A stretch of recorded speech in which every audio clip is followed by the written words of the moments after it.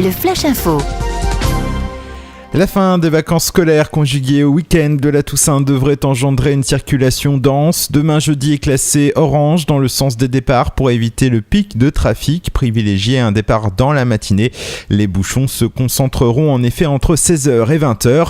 Vendredi et samedi seront verts dans les deux sens de circulation. En revanche, dimanche entre 16h et 22h, il y aura beaucoup de monde sur les routes. Bison Futé a d'ailleurs hissé le drapeau rouge. Un retour en matinée est à privilégier. Un projet de parc d'éoliennes gigantesque se précise sur le Coutançais. La société espagnole Gamesa veut construire 5 éoliennes sur les communes de Munneville-le-Bingard, Vaudry-Ménil et Millières.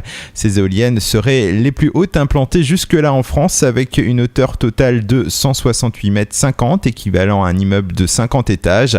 Un projet qui n'est pas au goût de tout le monde. Lors de la séance du 23 octobre dernier, les membres du conseil municipal de la Ronde-Haye, commune voisine, s'y sont opposés à l'unanimité.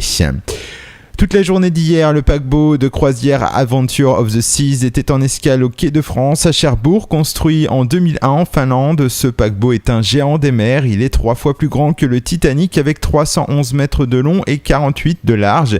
Il peut accueillir 3114 passagers et 1149 membres d'équipage. À 17h, il a levé l'ancre pour se diriger vers Vigo en Espagne.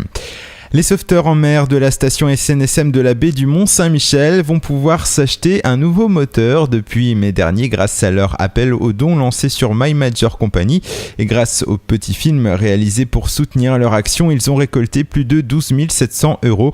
23 bénévoles font partie de cette station des frégates de Champeau. Depuis sa création, plus de 250 interventions ont été réalisées. Et puis on termine par du foot pour signaler que l'US Avranches accueillera un club évoluant en Guyane samedi 16 novembre lors du 7e tour de la Coupe de France. Habitués à évoluer face à des clubs d'outre-mer, les Sud-Manchois s'étaient encore portés candidats pour se déplacer ou recevoir. L'US Avranches recevra donc l'US Matoury ou l'AS Kawina, deux formations qui s'affrontent ce soir.